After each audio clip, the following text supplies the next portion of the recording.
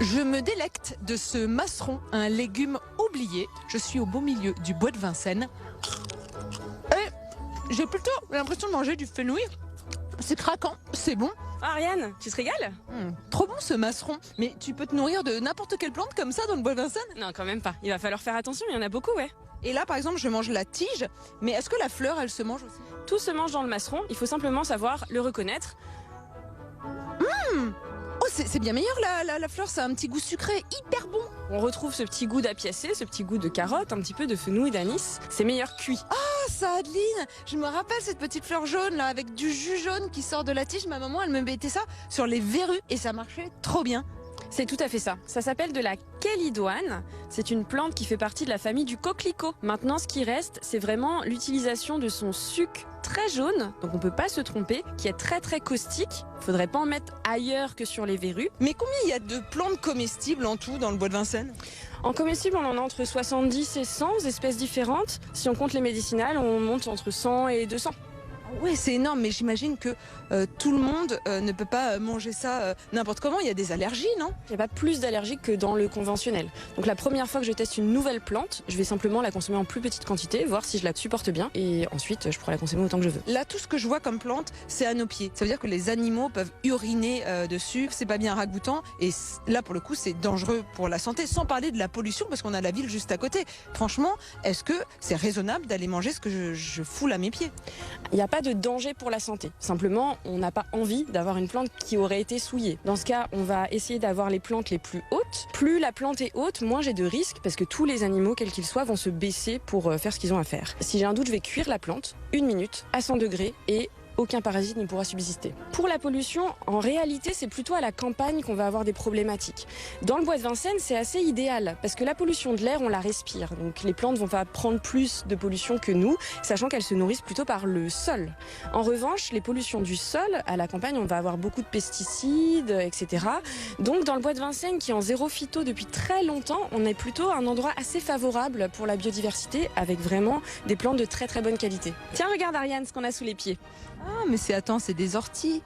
Ah, je me pique, non? Ah non, je me pique Eh ben pas. non, tu te piques pas, ce n'est pas de l'ortie, tu as des fleurs, ce qui nous indique déjà qu'on n'est pas sur de l'ortie. C'est une comestible aussi, donc souvent elle a été confondue quand on a mangé de la soupe d'ortie. Beaucoup ont finalement mangé de la soupe de lamier blanc, qui est le nom de cette petite plante. C'est surtout une plante qui va avoir un très bon goût de champignon quand on va la cuire. Bon, c'est pas foufou. Hein.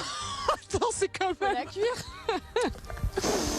Ça a quand même le goût d'un vieux bouillon de chaussettes, hein, faut être honnête. Non mais, il y a un petit goût derrière de noisettes, de salade.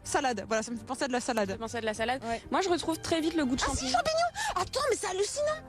Mais comment ça se fait que ça arrive après? Ça arrive après parce que tu as besoin de détruire certaines molécules. Donc à la cuisson, ça va le faire tout de suite. Tandis que dans la bouche, eh ben, on est en train de détruire avec notre bouche. Donc, Mais attends, mais c'est bluffant. Mais j'ai l'impression d'avoir une poêlée de champignons de Paris dans la bouche. Là, tu peux prendre une petite poignée et carrément prendre les 10 premiers centimètres. Pique, comment ça se fait? Ah bah mince, il y a de l'ortie au milieu. Ah bah mince, il y a de l'ortie, Ariane. Non, tu te moques de moi? Alors, J'y vais à pleine main. dans ce cas-là, ce qu'on va faire, c'est qu'on va toujours mettre des petits gants. Quand on cueille du lamier blanc, il y a souvent de l'ortie qui se cache au milieu. Oui. Je te Je te confie confirme. ça. Tiens.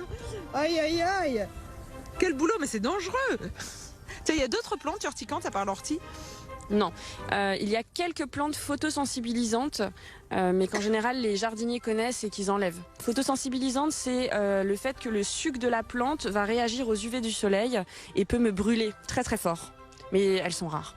Mais Adeline, à qui s'adressent ces cueillettes guidées? Alors, ça s'adresse à tout le monde. Ça peut durer 2 heures, 4 heures ou 2 jours. 2 jours? Non mais attends, c'est énorme. Mais tu campes dans le bois de Vincennes?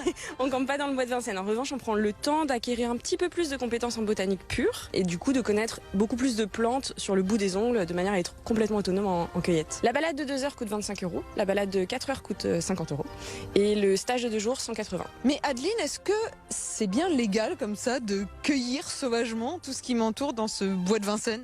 C'est toléré. Quand on vient prendre des orties, ça dérange personne. Ouais. En revanche, il y a certaines plantes d'abord qui pourraient être rares.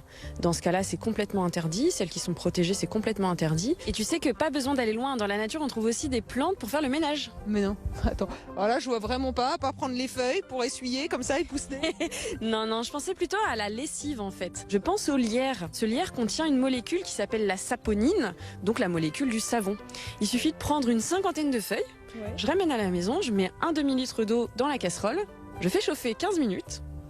Et je laisse reposer. Le lendemain, je vais filtrer et j'aurai quelque chose qui se sera épaissi, plein de saponine, efficace pour faire de la lessive, plutôt hypoallergénique parce qu'il n'y aura rien d'autre que cette plante-là. Ça s'appelle de la bardane. Ça va être une plante qui va vraiment aider tous les problèmes de peau.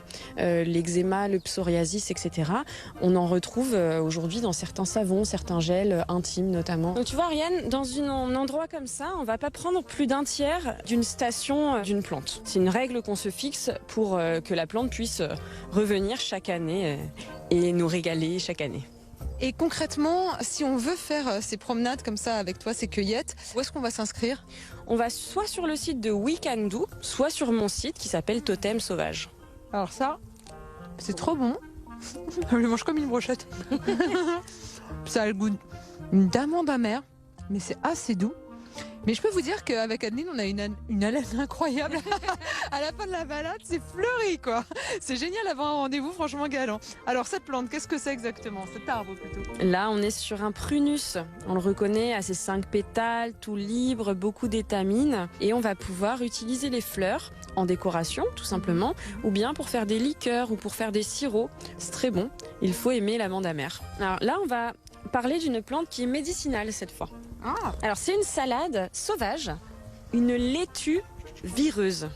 C'est une plante qui ressemble un petit peu à un pissenlit. Ça fait partie de sa famille. C'est assez géant. On va plutôt l'utiliser en sédative. C'est une plante excellente pour le stress ou pour induire le sommeil. Si on a des attaques de panique, ce genre de choses, c'est une plante qu'on va prendre en décoction, qui est pas très bonne. Donc naturellement, on va pas en abuser. En revanche, pour le corps, c'est vraiment super.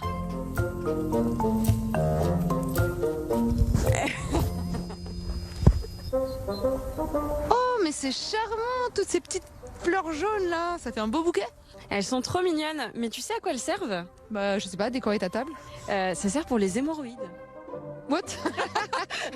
Oui, ah d'accord. C'est sympa comme tout, dis donc. On va utiliser les racines en fait, qui vont faire comme des bulbes, qui vont faire comme des hémorroïdes. Du coup, par théorie des signatures, on s'est rendu compte que ça fonctionnait. Ah ouais. Et on les transforme, on doit faire une petite collature, le faire en baume, etc. Et puis l'appliquer en cas de problème. Moi, ça va perso, bien.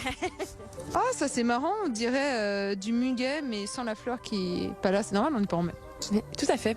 Alors, on est sur une plante qui ressemble beaucoup au muguet. Et le muguet, je rappelle que c'est une plante mortelle si on la consomme. Ah, d'accord. Ici, on est sur la plante que beaucoup recherchent qui s'appelle l'ail des ours. Ouh, mais c'est vrai que ça sent de l'ail en plus. Ça sent vraiment très bon l'ail, c'est très subtil, c'est très apprécié en cuisine, très apprécié des grands chefs. Néanmoins, c'est une plante qui présente vraiment des risques de confusion très très dangereuses.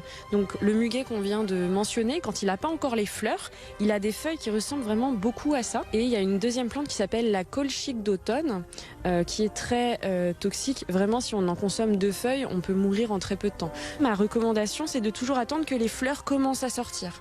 Quand les fleurs commencent à sortir, on peut plus se tromper parce qu'on va voir des boutons floraux qui apparaissent blancs. Et donc à ce moment-là, les risques sont beaucoup moins grands. Un endroit comme ici à Vincennes, on en trouve un tout petit peu. La cueillette est interdite parce que la plante n'est pas assez présente. C'est pour ça qu'on vous dira pas où on est exactement. Après l'effort, le réconfort. Et oui, grâce à cette petite plante toute violette, eh bien Adeline, tu nous as fait un petit jus, c'est ça, un jus de fruits? Tout à fait, un jus de fruits à base de kiwi et de plantes sauvages, dont le lierre terrestre, ici, qui fait partie de la famille de la menthe et qui a un petit goût mentholé, un petit goût sauvage, bien agréable pour se rafraîchir. Alors c'est très étrange. Franchement, j'ai jamais goûté ça de ma vie, donc merci de me faire découvrir une nouvelle saveur. Très surprenant, très rafraîchissant. Santé. En bonne santé, j'espère. Avec beaucoup de vitamines. Bye bye, à vous de tester.